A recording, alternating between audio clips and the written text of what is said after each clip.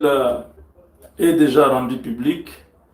Les gouverneurs militaires de l'Ituri, le lieutenant-général Luboya Nkashama, quitte l'Ituri pour de nouvelles fonctions dans l'armée congolaise, l'armée de la République démocratique du Congo, FARDC, après un fructueux service rendu à la nation. Nous sommes très heureux. Nous disons merci au chef de l'État pour cette confiance qu'il avait placée dans ce digne fils de la République. Luboya Nkashama a passé pratiquement 4 ans à la tête de l'Ituri. Il a transformé cette province qui était morte, qui était en train de disparaître. Aujourd'hui, l'Ituri est en train de dépasser beaucoup de provinces de la RDC.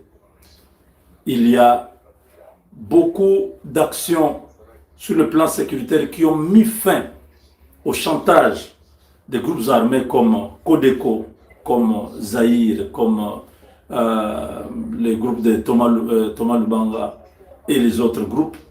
Il a mis fin à toutes ces tentatives de déstabilisation de la province de l'Ituri. Luboya, un homme proactif, toujours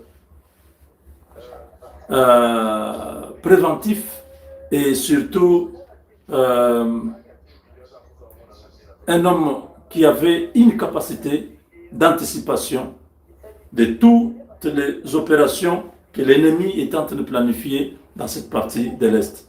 Grâce à cet homme, aujourd'hui, le M23 n'a pas pu étendre sa zone d'influence dans l'Ituri. Les milices qui étaient soutenues par l'Ouganda n'ont pas pu accéder sur le territoire congolais. Ils ont été stoppés par le leadership militaire de Luboya Nkashama, un homme qui a travaillé avec amour, fidélité à la nation et surtout loyauté au chef de l'État. Il a servi dans les eaux troubles à un moment difficile où il était visé par ses ennemis, à l'état-major général, à l'inspection générale, au ministère. Tous ces gens-là étaient contre Luboya, mais il n'a pas regardé l'adversité. Il a continué à servir son pays avec amour, avec patriotisme. Il a prêté serment de défendre le Congo. Il l'a fait. Et aujourd'hui, il quitte l'Ituri avec une grande satisfaction. Une très grande satisfaction.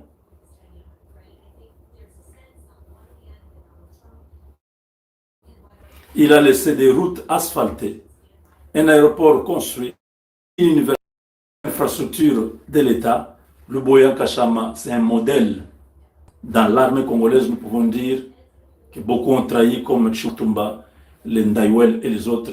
C'était des ennemis de Luboya Nkashama. Ils ont tenté de l'entraîner dans leur jeu. Luboya est resté droit dans ses bottes. Il a été plusieurs fois invité à Kinshasa. À la fin, les accusations étaient non fondées. Le président Tshisekedi, qui connaissait les qualités de cet officier de l'armée congolaise, il ramenait toujours, il disait bon, allez travailler. On l'accusait toujours, mais à la fin, quand on regardait, il n'y avait rien. Tango Fort, avec Luboya, ça ne passait pas. Parce que ce que Tango Fort faisait en Ituri, ça ne marchait pas avec les valeurs que cet homme porte. Ndaïwel, qui était à la DEMIAP, ça ne marchait pas. Parce que c'était des gens qui n'étaient pas corrects avec la République. Voilà aujourd'hui où il se trouve Andolo. Franck Toumba, qui a plusieurs fois fait en sorte que Luboya meure là-bas, qui a tout tenté pour qu'on puisse l'éliminer. Mais aujourd'hui, Franck Toumba se retrouve en prison. Luboya est en vie. J'ai béni Dieu pour ça. Parce que il y a des moments où j'ai fait des émissions où je disais, voilà, les ennemis veulent faire du mal à notre général. Et voilà, C'était les plans de tous ces gens-là. Le Boya a évolué avec moins d'effectifs de l'armée. C'était presque autour de 3000 militaires. Pendant que à Kinshasa, on parlait de 10 000 et l'argent était détourné. Il n'y a que dernièrement, quand Franck Toumba est parti, que la nouvelle administration au niveau de la maison militaire, qu'on a commencé à envoyer des militaires en Ituri. Le Boya a résisté avec un effectif réduit, mais des jeunes coriaces durs dans leur cerveau qui écoutaient leurs commandants des opérations, qui anticipaient, qui allaient sans pitié sur le terrain pour mettre en déroute l'ennemi, qui tentait plusieurs fois de faire le débordement, mais qui était toutes les fois surpris de voir que l'armée loyaliste était déjà, avant même qu'ils ne puissent commencer l'action, ils étaient déjà étouffés dans l'œuf. Le Boya Kachama, c'est un modèle des militaires que nous voulons voir pour la nouvelle armée. Parce que ce n'est pas seulement la constitution qui change, même l'armée va changer. On ne va pas avoir une armée des infiltrés. Nous allons rentrer dans l'armée qui s'appelait FAC, Forces armées congolaises. Forces armées congolaises étaient composées de Congolais. Quand on amène FARDC, on a mélangé, on a mixé, on a brassé, on a amené toute influence d'infiltration dans notre armée. C'était pour que le Rwanda place ses pions dans notre armée. Si vous regardez FAC et FARDC, regardez à l'époque de FAC, c'était des militaires congolais. Quand les Rwandais se sont retirés, Mouzé est resté avec les Congolais. Mais quand Mouzé meurt, on commence Sun City et tout ce qui a suivi, on change le nom de l'armée, on met FARDC pour amener tous ces délinquants, tous ces mercenaires rwandais, tous ces infiltrés à venir déstabiliser notre pays. Donc même l'armée va être transformée. Et le type de militaires que nous avons besoin dans la nouvelle armée, c'est des hommes qui sont comme le Boya, des hommes qui aiment leur pays. Les généraux aiment la vie, ils aiment l'ambiance. Le Boya était toujours là, en Ituri. Il n'était pas à Kinshasa. Les généraux congolais aiment être à Kin, vivre, gagner l'argent, l'influence. Mais le Boya était là. La proximité avec la population. Il descendait, il allait sur terrain. Il circulait. Il avait créé déjà un lien fort avec les Ituriens. C'est une grande perte pour les Ituriens qui les considéraient comme un père, qui avait le souci de voir les Touris en paix. Mais aussi, c'est bénéfique parce qu'il a fini sa mission. Il est appelé à d'autres missions plus grandes que ce qu'il avait en Ituri, parce que c'est un officier de l'armée. Celui qui le remplace doit être à l'écoute de Luboya parce qu'il connaît la maison. S'il vous dit allez à gauche, s'il vous dit allez à droite, écoutez-le parce qu'il a bâti, il a construit une nouvelle Ituri, une nouvelle province qui aujourd'hui est à l'abri de tous ces politiciens qui créent des milices. Je demande au général Kassongo, qui remplace le général Luboya, de suivre les pas de son prédécesseur. Tous ces politiciens véreux de l'Ituri et du Kivu qui faisaient les mines, qui étaient dans les mines d'or, qui créaient des milices, il faut les dénoncer, il faut être sans pitié. Parce que Luboya a laissé la barre très haut. Si vous baissez la barre, tout le monde verra que vous êtes incompétent. Nous le souhaitons aussi plein succès. Rien à voir avec l'influence de l'Ouganda, parce que les gens disent non, le président a cédé à la pression ougandaise, loin de là. Félix Tshisekedi, c'est un félin. Il a dribblé tous les chefs d'État qui sont dans la région. Aujourd'hui, il se regarde, il dit, mais les gars là, personne ne lui avait donné 3 mois. Il est à 7 ans de son règne. Il a bravé des temps incertains. Il a joué à un jeu que ses adversaires n'ont pas compris le plan. Seul lui maîtrise. Quand les gens pensent qu'il ne connaît pas, c'est là qu'ils commettent la grosse erreur et ils sont surpris chaque fois, déjà trop tard. Merci encore au chef de l'État de rappeler Luboya à Kinshasa pour de nouvelles fonctions. Je vous garantis, nous avons l'état-major général de l'armée, parce que Banza a montré ses limites. Banza n'est pas à la hauteur de la tâche. Voilà Luboya qui arrive, qui va instaurer la discipline à tous les niveaux, des réformes, des permutations, des vrais Congolais qui doivent s'occuper de leur armée. Je pense que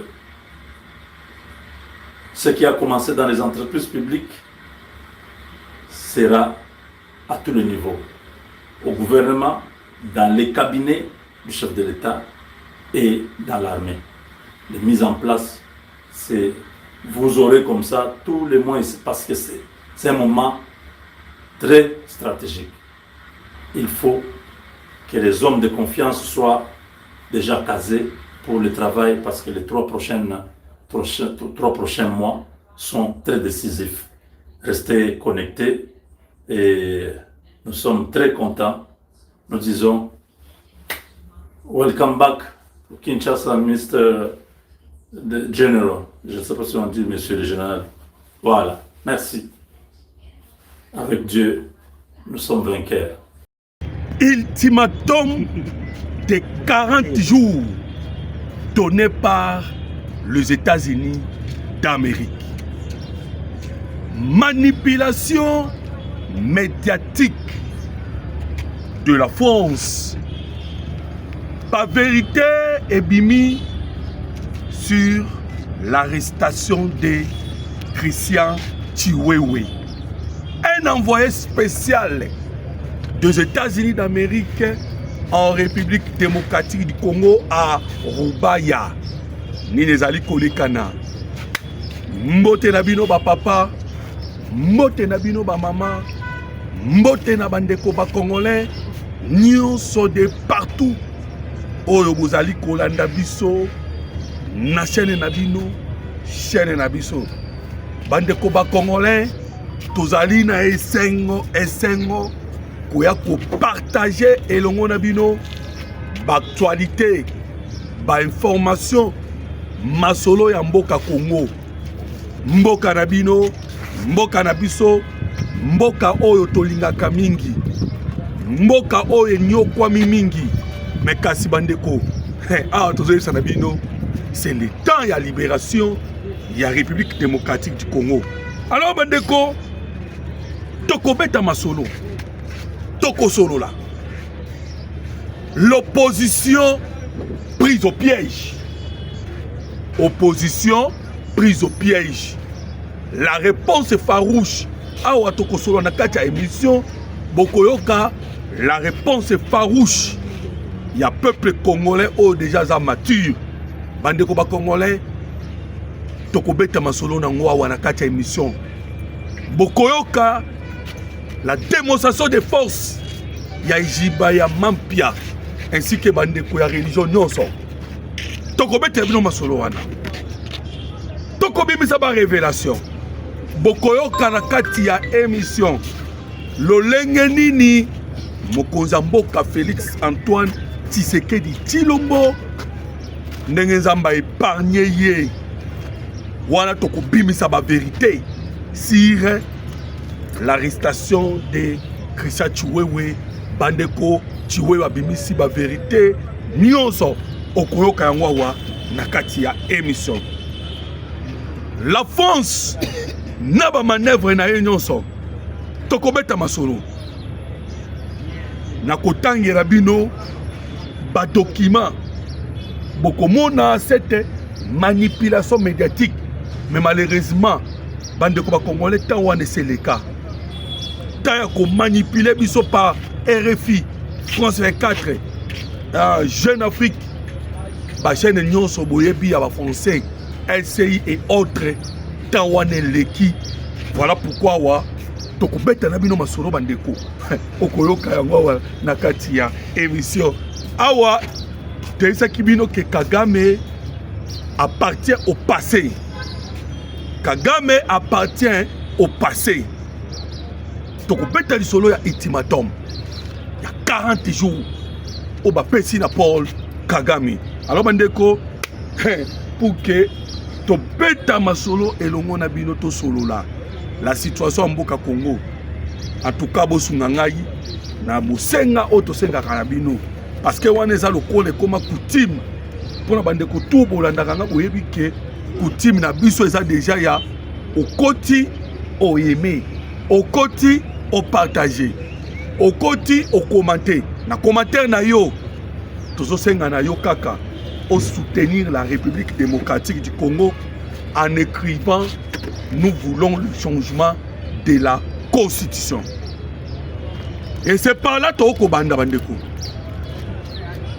tolingi changement de la constitution, cela ne veut pas dire Tolobi Tshisekedi Tikala libéra na libéra. D'ailleurs, Tikala libéra na liberté. C'est protection ya mabele. Protection ya mboka Congo. Nde yango wana likambo etali otobeta lisolo na minute oyo la constitution. Tobeta kibino masolo ke pays occidentaux batieli biso 3 lignes rouges. Bandeko ba Congolais, 3 lignes rouges. Oh, tokoki jamais koleka yango. Ya liboso ezali nini bandeko pour gagner la guerre na nzela ba minduki. Voilà pourquoi katango nyonso la France, la France, les Européens tango nyonso balobaka ke pas de solution militaire, solution politique. Et tango tolobaka loka tango nyonso balobaka solution politique, cela veut dire le dialogue au écosong sabiso na mixage brassage entre autres Boumbu. 3 lignes rouges. To gagner bitumba na minduki te, to obtenir la reconnaissance ya génocide Congo ya Congo te, oto bengi na Kombo ya Génécoste, et puis ya misatu to changer constitution te. Ce sont les 3 lignes rouges. Oyo Emmanuel Macron a Tchabandeko et il insiste, il travaille pour que tous les Kayango te. Mais à Otoso Banabino, Toko les Kayango. Alors Bandeko ba Congolais, Boyo Kasko Mamana Likambo. C'est fini pour Kagame. C'est fini pour na Kagame. Il y a un jour pour naître, il y a un jour aussi pour mourir. Bandeko ba Congolais, Kagame a koufi politiquement. Kagame a koufi diplomatiquement. Awa maintenant, pour les États-Unis d'Amérique, Kagame appartient au passé. Lobby Marco Rubio a pris une décision importante, mais avec une toute petite condition. Condition à Mouké. Marco Rubio Lobby Boy, je vais lire cela après. Mais boy au canal bandeko congolais n'a fixé dans le moko ya bien wana. Marco Rubio Lobby Boy. Nous avons constaté que les Rwandais commencent à mettre en application l'accord de Washington. Wana Marco Rubio a dit que Rwanda a commis à mettre en application l'accord de Washington. Mais avec quoi appliquer en haut malembe. À petit pas, voilà déclaration naïe. Marco Rubio lobby de Susuboy. Pour na likambo taliba M23.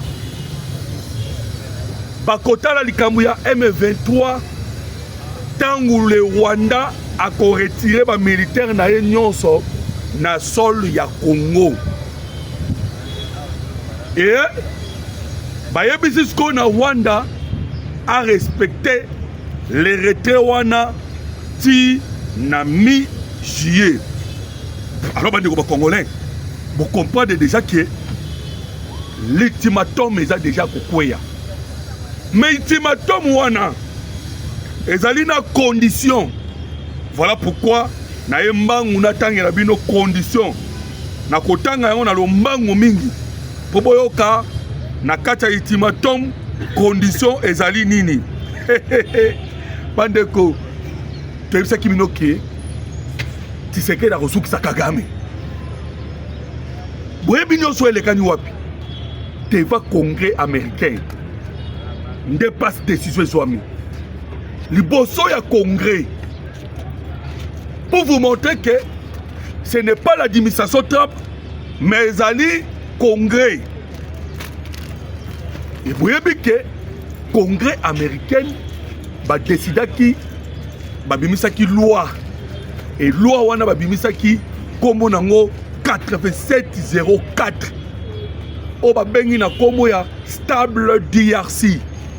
Donc les États-Unis d'Amérique ont travaillé na objectif ya ko stabiliser la République démocratique du Congo. Bande ko congolais, ça devient un problème sérieux.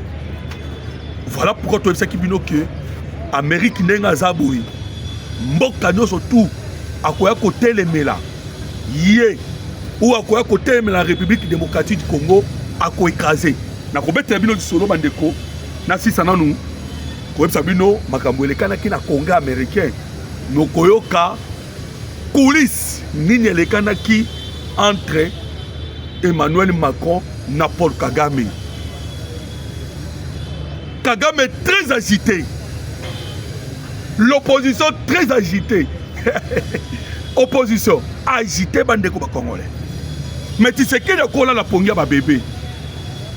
Tshisekedi akola la pongia ba bébé. Bandeko boyo kamako rubio bongo skoyo na ebisa bino na fait comprendre bino cette décision ya Marco Rubio. La décision ya Marco Rubio. Oye outi oye atalisi na bayi congrès américain et outi wapi yoka les choses avancent, ça c'est Marco Rubio, pas assez vite certes, mais nous espérons que le retrait des troupes rwandaises de la région sera effectif d'ici le milieu du mois prochain. Yoka place maman la likamusko yangoyo. Il restera le problème du M23 à régler. Bandeko ba congolais. Nazo zonga lisusu pona koya kotangela bino déclaration ya Marco Rubio. Nazo zonga. Mais bon landana nous bo comprendre que awa Marco Rubio lobi tina mi-juillet Kagame abimisa basoda na ye na Congo. Et après kobimisa basoda na ye na Congo, nde sikoyo bakotala dossier ya ba M23. Boyebi pourquoi lobi bongo? Il a répondu directement en une lettre que le M23 avait écrit à Marco Rubio. Bandeko ba M23 ba komela ki Marco Rubio lettre moko et ibuti ko leka mikolo na kati lettre wana ba M23 ba yebisa ki Marco Rubio boy to uti déjà comme se retirer na Rubaya et pardon bolim sangai to uti ko se retirer na Uvira to se retirer na Luvingi to se retirer na Sange to se retirer na Katogota to se retirer na Walungu Uvira ainsi qu'à Idui. Nous avons respecté les 75 km. Oyo bino ba meke boloba ki to respecté. Nazo ba mukanda ba komela ki Rubio. To respecté déjà. Il est maintenant temps pour vous les États-Unis d'Amérique, boya bisana Tshisekedi, andima tosolola. Bande koma Congolais, ndenge kaka boyo kaka, politique est comme elengi. Politique est comme elengi. C'est ça, ça la lettre. Bon, qu'est-ce qu'on réponse ya Marco Rubio. Les États-Unis d'Amérique ne coopèrent pas avec un mouvement terroriste. Wana Ndenga répondait à Kibango. Nous n'avons pas dit au M23 de se retirer à Ouvira. Bandeko, Marco Rubio le bina bango hein. Piso to solo kana mouvement terroriste té. Toyeb ce qui paye na bino ba M23 bo se retirer té. Toyeb ce qui nde Rwanda a se retirer, les militaires rwandais nde ba se retirer na bazone wana nyonso. Vous voyez pendant ba M23 bango ba kanisa kike bazo kosa ba américain. Bandeko na conseil des ministres oye uta koleka Donald Trump vraiment yebisi le patron numéro 1 à CIA abina ye bopesa ngai nanu les informations sur les renseignements et les informations sur la République démocratique du Congo ainsi que le Rwanda. Donald Trump. Américains bazali mieux informés. Bayabi situation nyonso. Même batuwewe makambo boyoka ba utu sala. Toutes les révélations déjà qui sur papier. Voilà pourquoi tuwewe kokinete. Abanine kosanza. Bandeko tuwewe lobi a sanzi kosanza. Nazo betre bino sur la tuwewe. Nazo betre bino. Asanzi nyonso. Bandeko nanga yi ba j'aime ezana se botia na ba j'aime.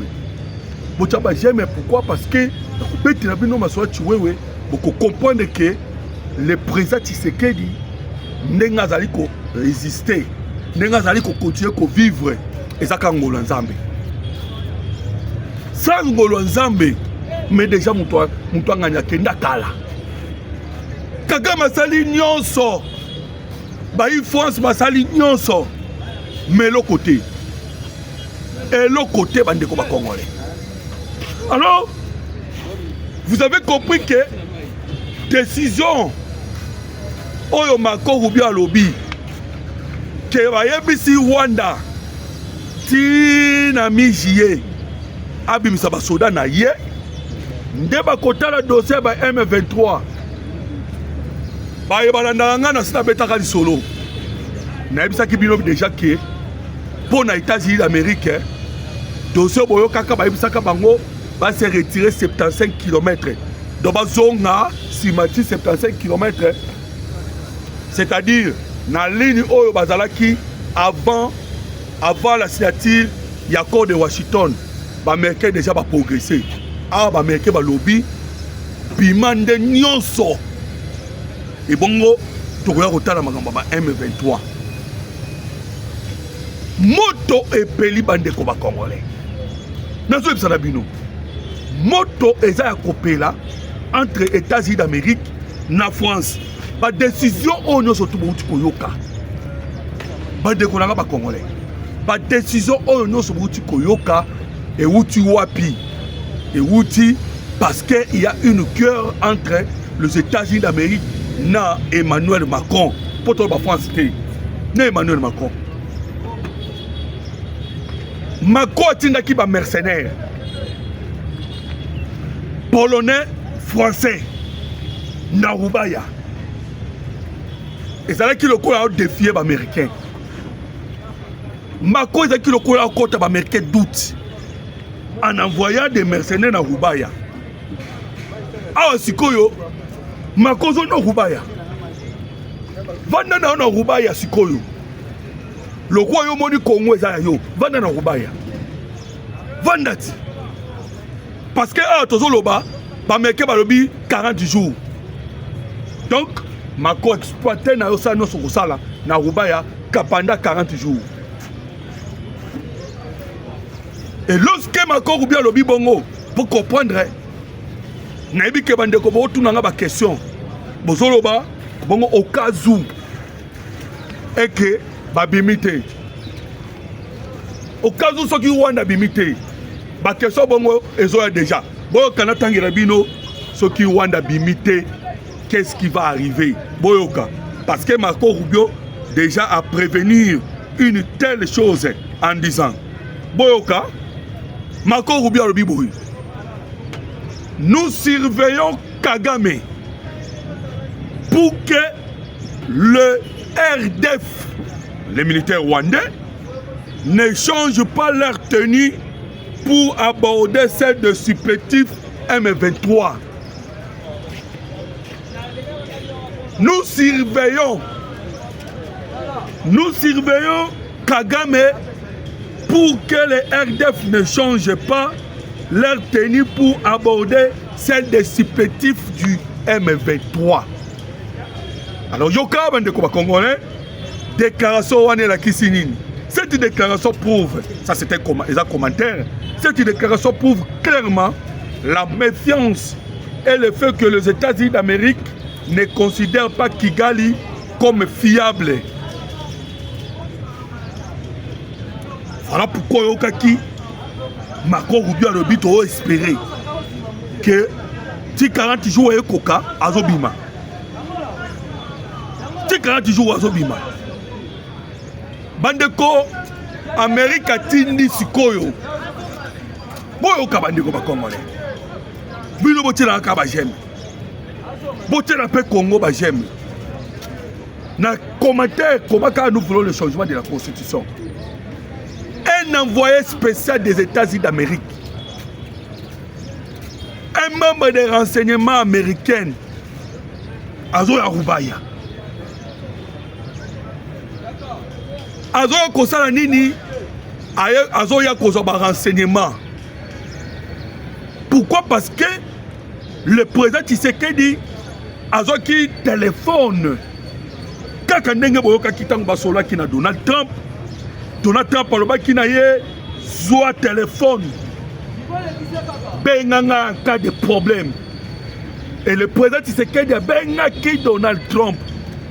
A yebisi que Emmanuel Macron ainsi que la Pologne batini ba mercenaires na Rubaya. Bandeko ba Congolais. Boyoka ki dernièrement awa. Emmanuel Macron yemoko abengaki le président Tshisekedi pour lui dire quoi? Bandeko wana eza secret de polichinelle. Toyebi déjà que Macron zokufa ne Rubaya. Parce que ti lelo ba co-signé entre l'Union européenne et le Rwanda et ça a toujours coexisté. C'est la preuve. Et ça la preuve où ils ont constaté que Macron a toujours besoin de minerais. L'Union européenne a toujours une force à exploiter minerais à Makila. Alors voilà. Et ça dit que l'Amérique a tindi son envoyé spécial. Un membre de CIA, Ayawapi, Ayana Rubaya, pour enquêter Atala, Azoba renseignement, Amona Bamil, Bandeko. Makambu est commis au sérieux. Makambu est commis au sérieux. Macron tellement belle qui zoom, Emmanuel Macron. Boyoka bandeko ba Congolais ba révélation. Boyoka ba révélation ya Emmanuel Macron na Paul Kagame. Macron na Paul Kagame bango tout. Bauti kosala oto bengi ko pesa na des au revoir. Match sili pona bango. Macron na Paul Kagame ba pesa ni au revoir. Vous voyez que Macron a traîné dans 10 mois. Kagame paye accueilli. Pour l'Amérique, déjà, parce que pas préparé départ naïf. Semaine passée, Bazo qui déjà va rassembler qui opposition nyonso. Tout opposition tout va rassembler qui bango.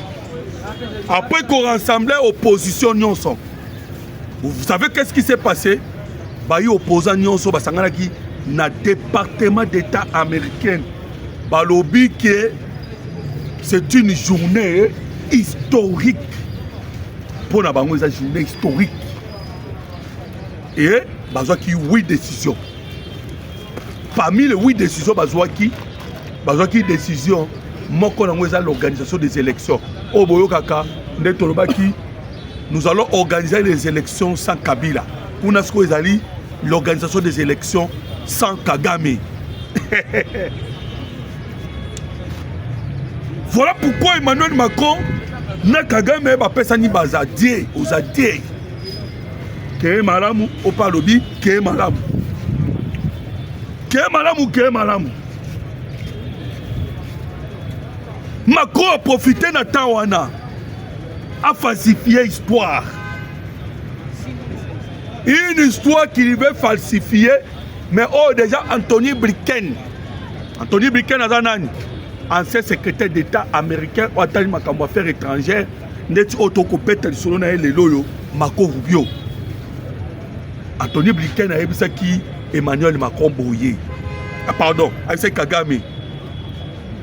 Génocide oyo elekana kina Rwanda ezali génocide yaba Hutu yaba Tutsi na yaba Twa. Mais Macron voté génocide de Tutsi, génocide de Tutsi. Oh Macron ezali génocide yaba Tutsi yaba Hutu na yaba Tutsi. Alors bande ko congolais on ko falsifier biso histoire té. On falsifier histoire té. Pour nous dire que génocide doit les avoir tout de suite. Pas question.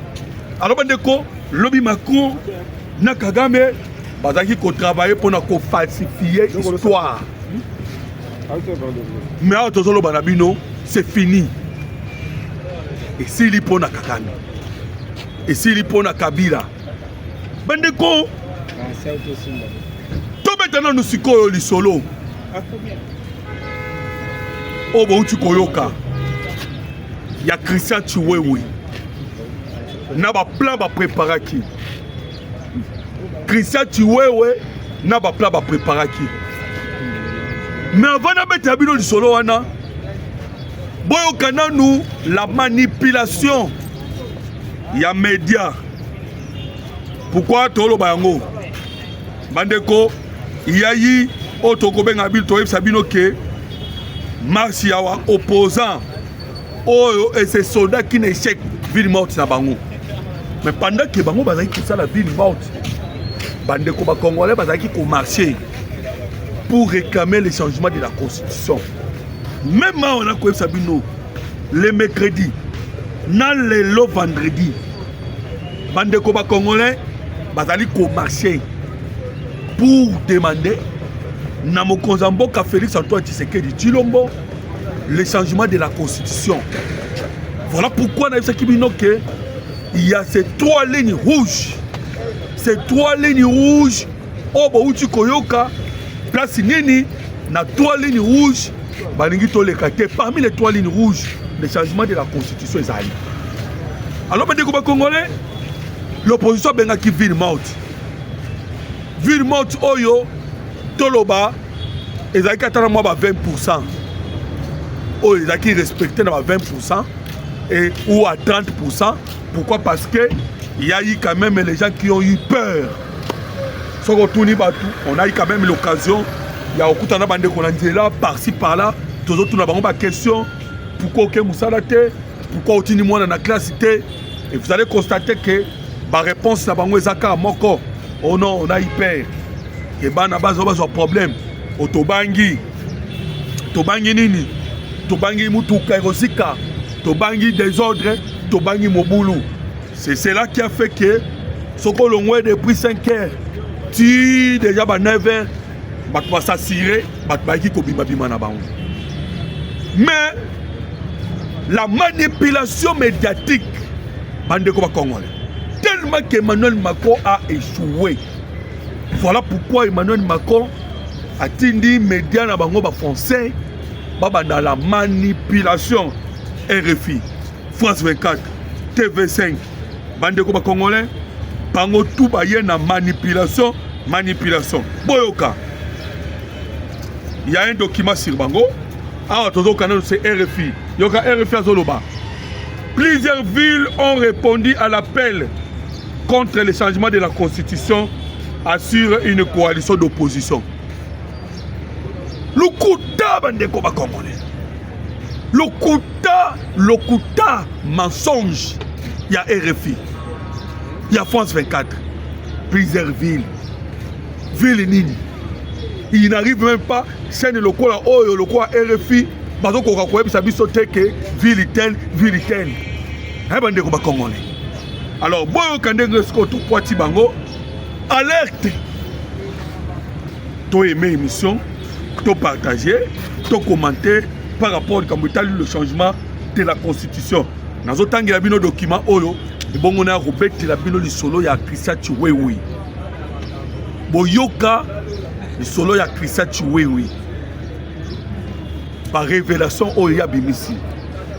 Alerte sur la manipulation médiatique de la radio France Internationale. On finit par comprendre clairement le jeu de certains médias internationaux, notamment RFI, que l'on accuse de vouloir déformer la réalité des terrains au service d'agenda extérieur. Pendant que l'appel à la ville morte concernait uniquement Kinshasa, certaines publications laissent entendre une prétendue extension à plusieurs villes du pays. Une lecture jugée trompeuse qui dénonce une volonté de manipulation de l'opinion comme si nous étions encore dans les années 90.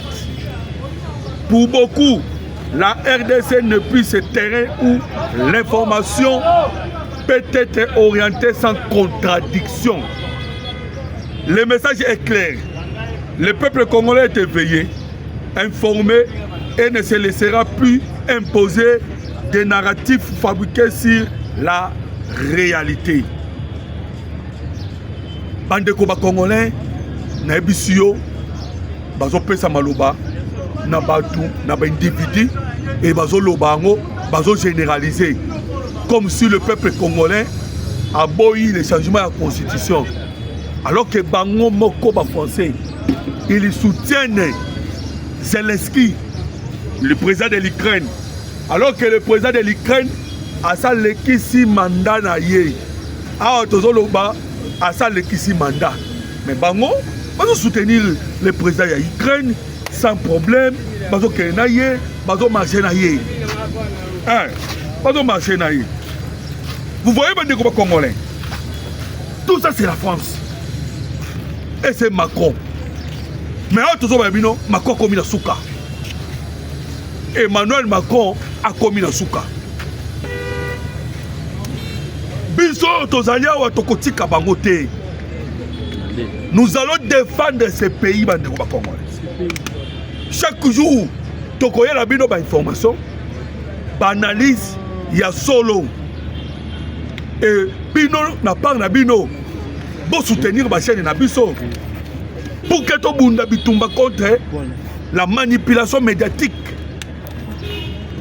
Et c'est que nous avons une émission. Bon s'abonner, bon partager.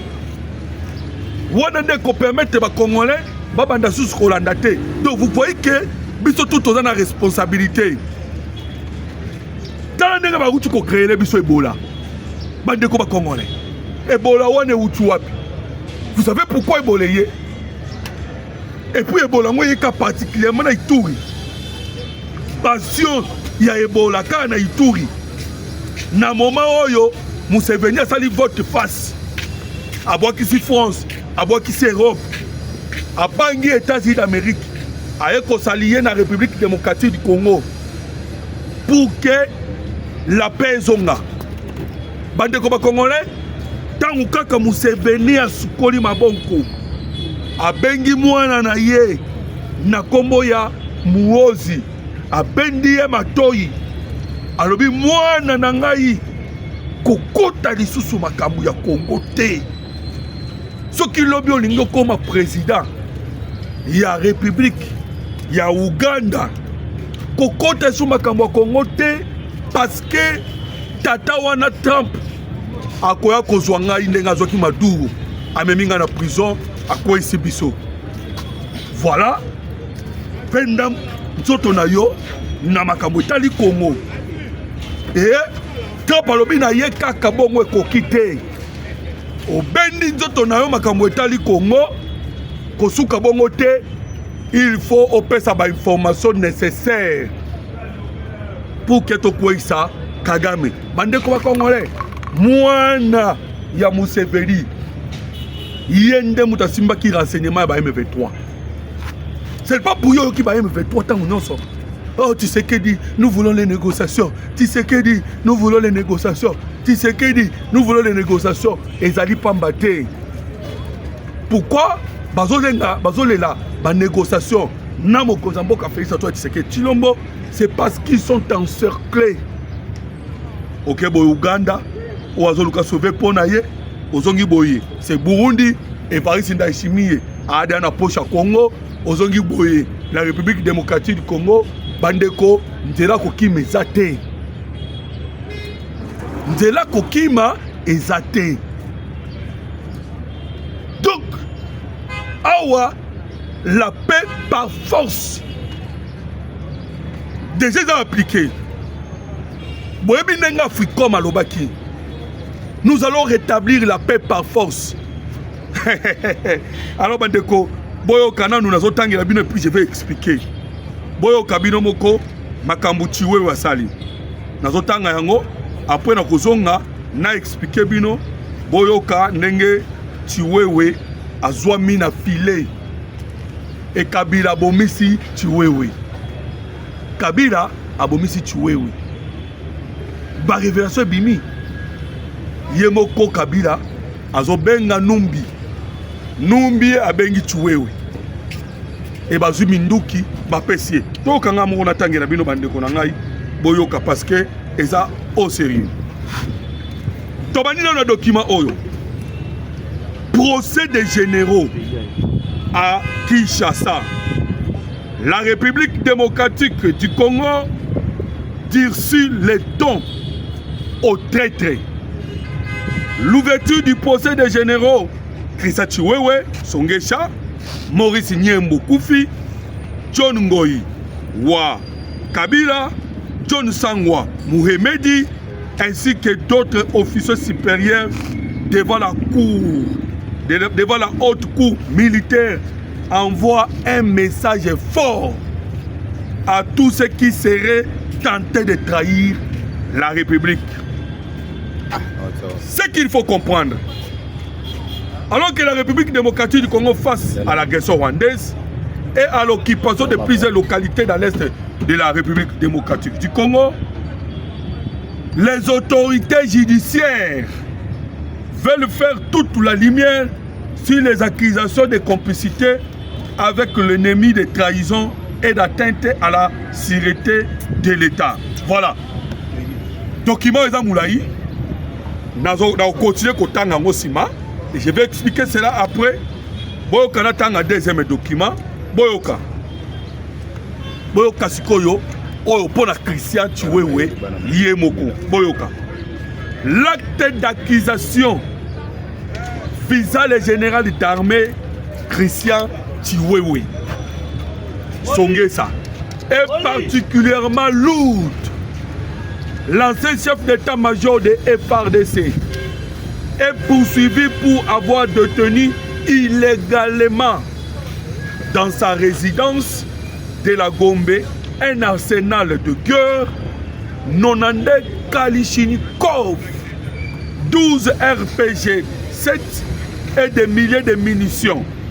Saisi le 9 juillet 2025, il lui est également reproché d'avoir, entre 2020 et juillet 2025, fomenté avec plusieurs co-prévenus un complot armé visant à renverser l'ordre constitutionnel de la République démocratique du Congo. Bande de Congolais, naïbi que Bozali est belé, Bozali Kolanda biso en direct na chaîne na biso chaîne na bino. Alors bandeko soki obosanaki nazo ko rappeler aimer l'émission. Pourquoi? Parce que on permet les Congolais mususu alanda RFT alanda France 24T mais aya kolanda masolo ya bana mboka Congo. Place nini tozo beta tozo fungola ba révélation tozo beta masolo pour que bandeko ba Congolais ba comprendre la situation de la République démocratique du Congo. Qu'est-ce que tu vois c'est la vérité? Non nande armée na résidence na ye wapi na Gombe ba munitions ainsi que des hommes boyokaka mukolo moko boy na bandal groupe batu moko boy ba préparer vidéo ba sangani oh pouvoir Tshisekedi de quoi biso ndeto komi bandeko ils avaient tout préparé pour renverser Mokozamboka. Pendant 5 ans, le général Chriset Chiwewe, quand le président Tshisekedi a baxé la cahier, a pété, a baxé la poépé. Donc, de 2020 à 2025, lui, il était en train de préparer. Azo Soma Mindouk, aya Akundi Yango. Azo Mindouk, aya Bombi. Azo Solona Batu. Azo Yokarana Batu.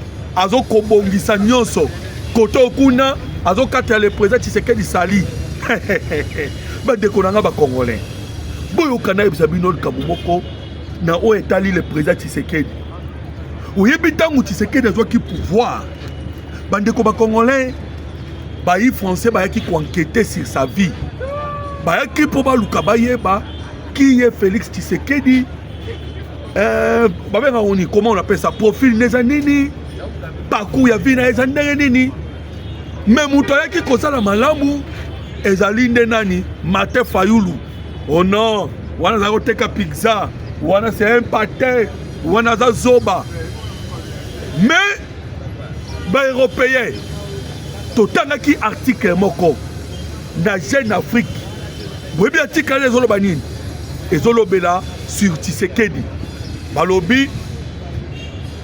Donc, article 4 5 lignes. L'homme qui a vécu plusieurs années à côté de son père. Point. Voilà parcours politique naïf. Passé plusieurs années à côté de son père. Alors, Bayeba vivant pene Tshisekedi. Ils savent que Tshisekedi leur disait ceci.